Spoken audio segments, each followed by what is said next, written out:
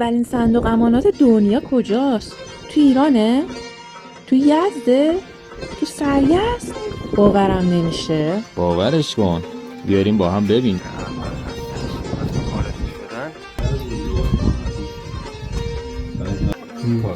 این کلید چه شکلی کار میکنه؟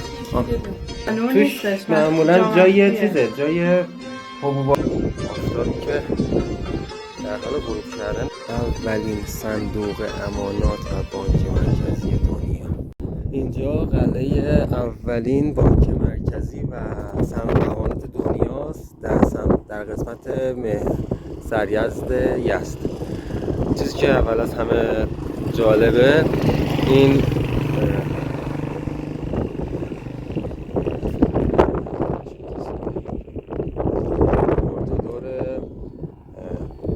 قلعه اینجا رو کندن برای اینکه توش حالا هیزم میریختن و که نتونن از توش به راحتی بیان. دوم این برداشته میشه به صورت چیزی بوده، اون بالا داشته این شده. این در اول هستش. وقتی وارد میشدن تازه میرسیم به اینجا. دور تا دور قلعه یه حیاط بیرونی داره، یعنی 2 تا دیوار داره. این دیوار اول و این دیوار دوم که تازه برجک ها روش.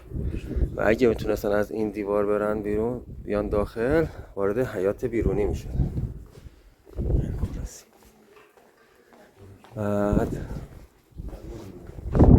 این هم دوره همه حیاط بیرونیه. این هم قسمت درب اصلی. در ورودی باید آهن پوش شده، بعد اینکه نتونن بشکننش، نتونن راحت آتیشش بزنن. و بالای سر در یه سوراخ، یا از این سوراخ آب جوش صلب داغ از که میتونستن این طرف تا زیر درم میومده از اینجا میریختن پایین که چند لایه دفاعی داشته. در آهن پوش نشکنه، آتیش نگیره. اینجا یه سوراخ کار میکنه. این کلید چه شکلی کار میکنه؟ این فاصله چوب ها، خب تعداد چوب ها توی هر کدومش متفاوت بوده. یعنی کلیدهای درها متفاوت بوده. کلید به هیچ دری این کلید یکی از درهای یکی از صندوق‌های امانات. کلید وارد می‌شده از پشت میاد جا. وقتی جفت می‌شده میتونید شما اینو در باز کنی یا قفل کنی. این سیستم اینم سوراخ قفل، سوراخ کلیده. یعنی کلید دست میرفته این تو. که بهش دسترسی کامل است. کلیدو می‌بردی داخل. اینجا یکی از کلید هست. چه سالشو بزنم؟ ساسانیا. اون نقشه اتاق‌ها در 3 طبقه. در 3 طبقه اتاق داشت. همکف 1 و 2 یا منفی 1 هم داشته؟ همکف 2 تا بالا. همکف 2 تا بالا.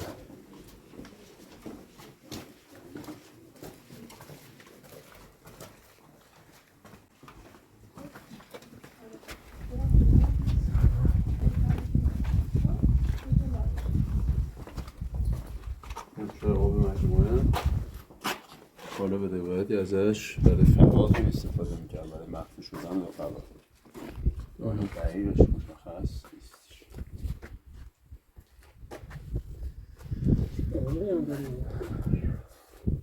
اینجا هم پناهگاه آدما بوده در زمان حمله ها. هر چیز با ارزشی که داشتن توی این اتاقا بوده. اتاقا 2x2 2x3 اتاقا کوچیکه. سبو داشته، جای وسایل دیگر رو داشته. زمانی هم که حالا حمله‌ای بوده، دشمن می اومده، چیزی بوده، خودشون هم می اومدن و در حد 2-3 نفر میتونستن تو اتاقاشون بمونن، اینجا زندگی میکردن. یه هفته 10 روز تا منطقه امن شه و میرفتن بیرون، وسایلشون میمونه فقط. اینجا جای کلیداست. بریم وارد اومده بالا کفش. این یکی از اتاقاست الان که همون کوزه ها هنوز هم همون حالت قدیمشو داره، دست نخورده انگار اصلا داخلش. کافی دست خورده. آره اندازه‌ای که جز قبل زمان قبل از انقلاب پرتغالیا اومدن اگه اشتباه نکنم پرتغالی یا انگلیسی دقیقش رو یادم نیست. و قلعه رو میگیرن که فیلم بسازن. و پیرزنی هم اینجا بوده که همیشه بوده. پیرزن هم میفرستن دنبال نخود سیاه. و اجازه ورود به هر کسی هم هیچ کس رو اینجا نمیدادن. و یه سری چیزایی که بوده رو در آوردن و خداحافظ. زمانی که داشتن اینجا فیلم میساختن مثلا. داشتم کاوش حرف می‌زدن. این برای چی زدی؟ نه تنور که نه، نه تنور توش نیستش. معمولا جامعه جای تویه. چیزه، جای حبوبات اینا توی زمین. این یه کوزه است یه کوزه‌ای که حالا توش چیز میریختن. آره یه چیزی هم روش بوده. یه بوده من جایی این زمان جنس شاید- چند بورن داریم این جای سودش چند نمی آره دیگه کنده کاریه بیرویه اینجا انجام شده. این یکی از راهروها تو یکی از طبقه، یعنی ما یکی از راهروی یکی از راههای طبقه همکفیم الان. اینجا چه تار شد، دوربینم ترسید تار شد.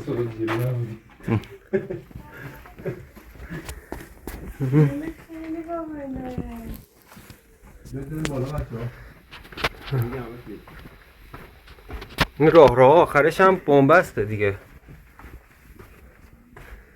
واقعا.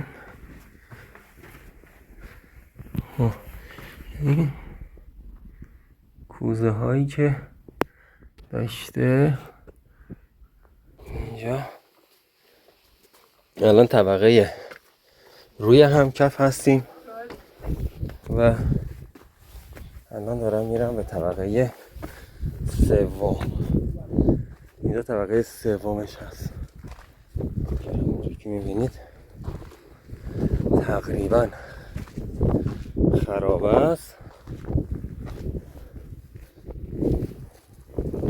و اینجا پشت بامه.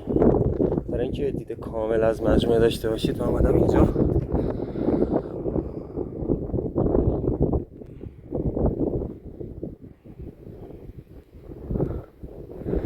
اون درب ورودی، قسمت ورودیه. من طبقه یه پشت بوم اینجا هستم. فوق العاده توی زمان خودش خاص بوده.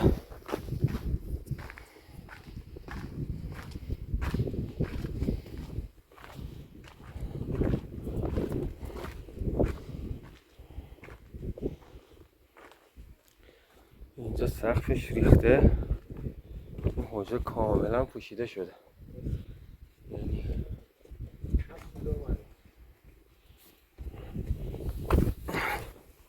به زود برم خودم برسونم پایین، برم که ازم.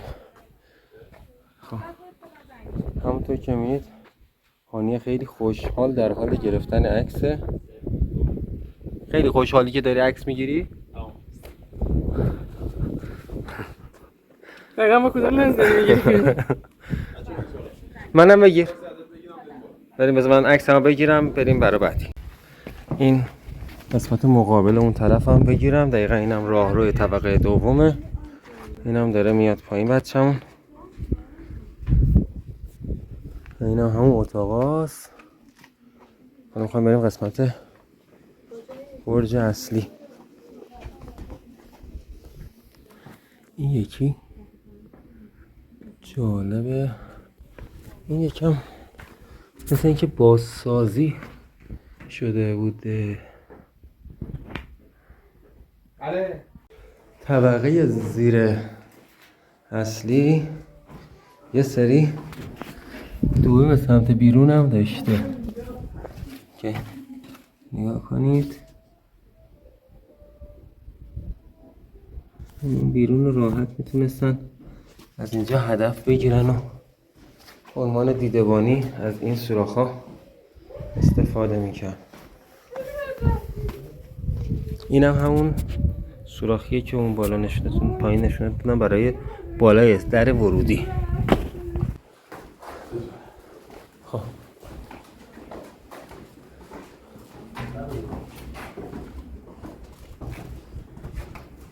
خیلی داره خاص میشه. میریم. آره کامل بازسازی شده اینجا.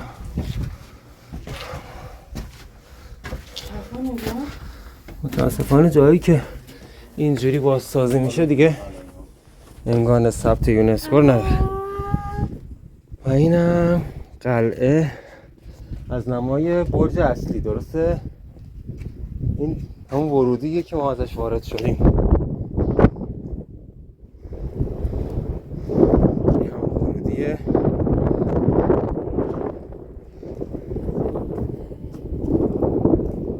آفتابی که در حال غروب کردن خیلی زیبا، چه خوش موقع.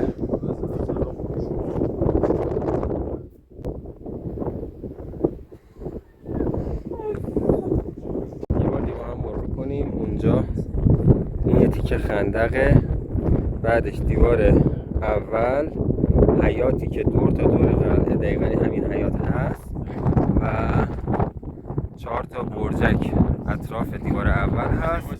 دیوار اولی که رد کردن تازه میرسن به دیوار بلندتر و برج‌های بلندتر و بعدش هم که صندوق امانات ها